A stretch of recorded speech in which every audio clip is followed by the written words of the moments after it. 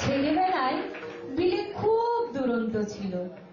তাকে সামাল দিতে মা দিদিরা হিমশিম খেয়ে যেতেন। দিদিরা ধরতে গেলে সে ছুটে গিয়ে নর্দমায় গিয়ে দাঁড়াতো। জানে দিদিরা সেখানে তাকে ধরতে আসবে না, কারণ এলে তো স্নান করতে হবে। আবার মাঝে মাঝে বিলে খুব রেগে যেত। তখন সামনে যা পেত তাই ভেঙে চুরমার করে ফেলত। মা মাঝে মাঝে বলতেন, কি ছেলে রে বাবা, শিব ঠাকুরের কাছে ছেলে চাইলাম, তা তিনি নিজে এলেন না, পাঠালেন তার চেলা একটা ভূতকে। বিলের দুরন্তপনা যখন খুব বেড়ে যেত, মা তখন শিব শিব বলে তার মাথায় এক ঘটি জল ঢেলে দিলে বিলে শান্ত হয়ে যেত। শিব শিব শিব শিব। মা তাকে বলতেন, এভাবে দুষ্টুমি করলে শিব তোকে আর কৈলাসে যেতে দেবেন না, চল বাবা ঘরে চল। ছেলেবেলায় সবাই খেলে। বিলেরও অনেক রকম খেলা ছিল। বিলে ছিল খুব সাহসী, প্রত্যুৎপন্নমতি ও বন্ধুপ্রিয়। বন্ধুদের নিয়ে তার একটি প্রিয় খেলা ছিল গাছের ডালে পা আটকিয়ে হাত ছেড়ে দিয়ে মাথা নিচের দিকে ঝুলিয়ে থাকা, গাছে লম্পঝম্প করা। একবার এক প্রতিবেশীর চাপা গাছের ডালে পা আটকিয়ে হাত ছেড়ে দিয়ে মাথা নিচের দিকে ঝুলিয়ে থাকলে প্রতিবেশী থেকে ভয় পেয়েছিল যদি পা পিছলে বিলে পড়ে যায়। কিন্তু বারণ করলে তো বিলে শুনবে না। সেটি বুঝে সে কৌশল অবলম্বন করতে গিয়ে বলল, বিলে, ওই গাছে তো ব্রহ্মদত্তি থাকে, ওই গাছে উঠলে সে তার ঘাড় মটকায় আর রক্ত খায়, চলে এসো, এক্ষুনি চলে আসবে। তাই নাকি? ওমা পালাই, বিলে চলে আয়। এ কথা শুনে বন্ধুরা ভয় পেয়ে গাছ থেকে নেমে পালালো। এই দেখে বিলে বন্ধুদের আবার ডাকলো, এই তোরা কোথায় গেলি, এদিকে আয়। বিলে, আমাদের ভয় করছে, ব্রহ্মদত্তে যদি এসে পড়ে, চল বাড়ি যাই। দূর বোকা, এতদিন ধরে এই গাছে উঠছি, ব্রহ্মদত্তে থাকলে তো কবেই আমাদের ঘাড় মটকাতো। চল আমরা খেলি, চল চল, হুররে। আয় রে ভাই খেলি সবাই দোল দোল দোল, আয় রে ভাই খেলি সবাই দোল দোল দোল। চাপা ডালে বসবো চেপে যেন চাপা ফুল, চাপা ডালে বসবো চেপে যেন চাপা ফুল, আয় রে ভাই খেলি সবাই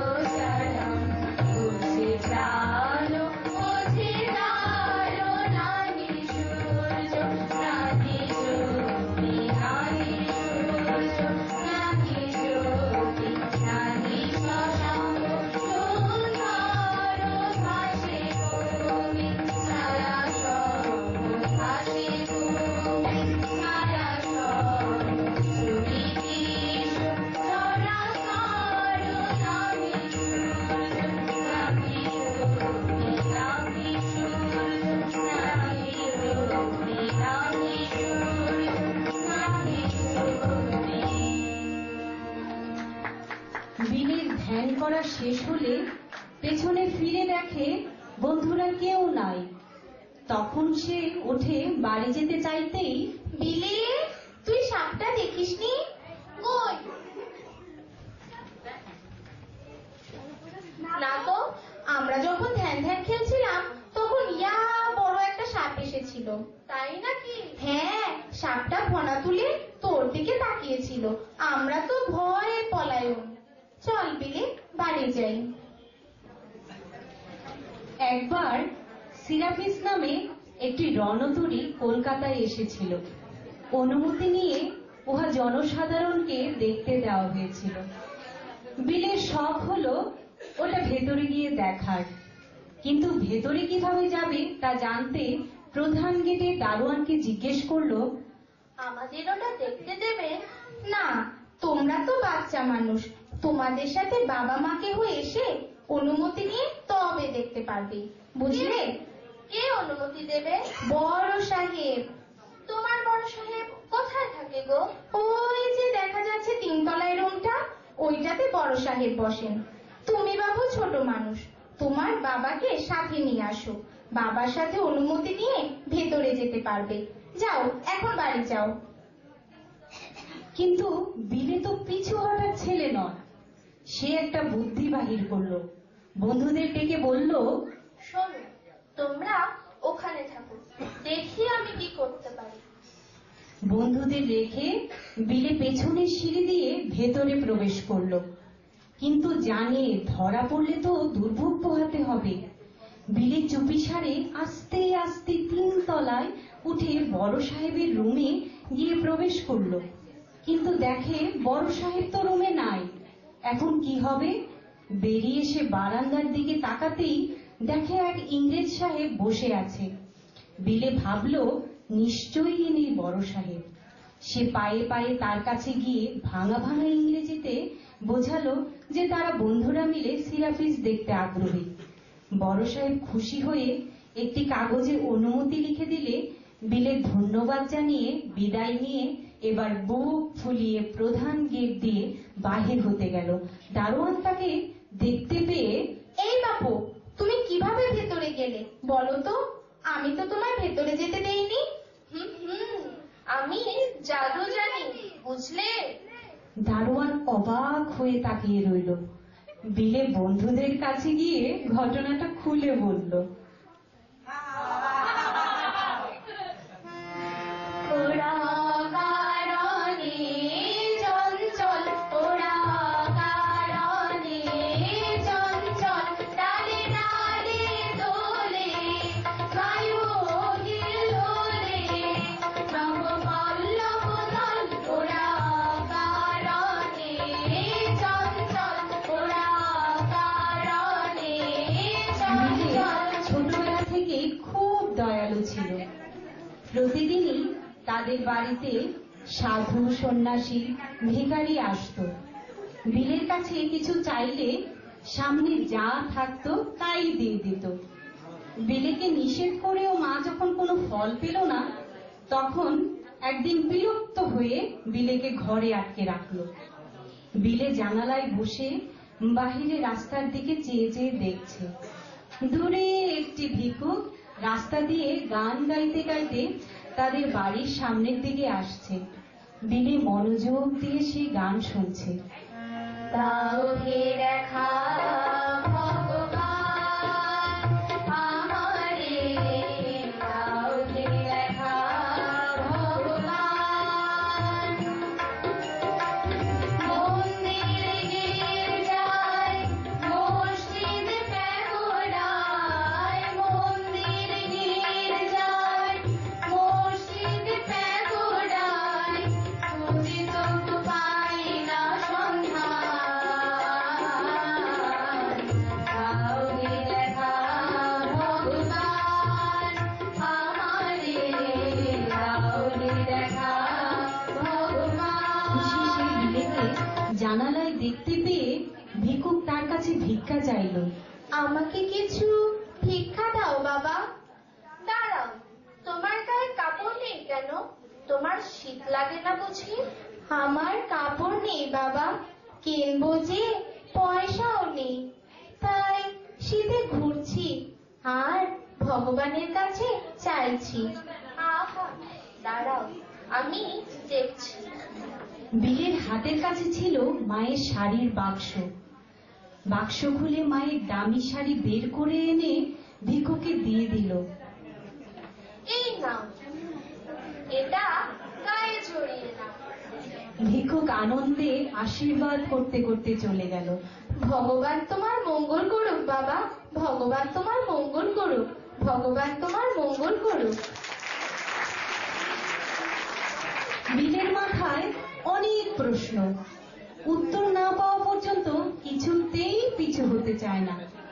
বাড়িতে অনেক লোক আসে। বাবার বৈঠকখানায় অনেকগুলো সাজানো থাকতো হুকো। বামনদের জন্য, কায়েতদের জন্য, মুসলমানদের জন্য, খ্রিস্টানদের জন্য, এই রকম। একদিন বিলে তার বাবাকে জিজ্ঞেস করলো, বাবা, এত হুকো কেন? একটাতেই তো সবাই তামাক খেতে পারে। তা কি হয়? এক জাতের লোক অন্য জাতের হুকোয় তামাক খেলে যার যাবে যে। ও,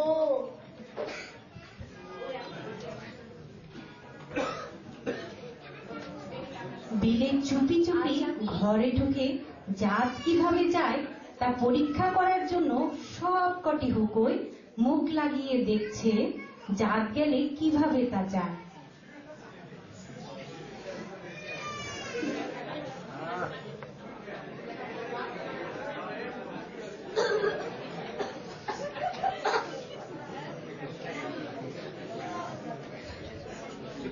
বিশ্বনাথ ঘরে ঢুকে ছেলের কাণ্ড দেখে।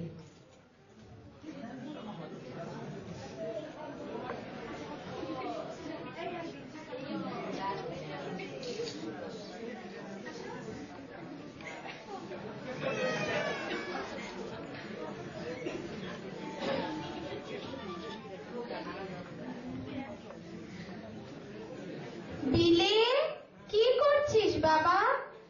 আমি পরীক্ষা করে দেখছি বাবা, কিভাবে জাত যায়। ও, বুঝেছি। আসলে তা নয়, এক জাতের হুকোতে অন্য জাতের লোক মুখ লাগাতে চায় না, বুঝলি? তাই এত হুকো রাখা হয়েছে। চলো বাবা, খাবে এখন।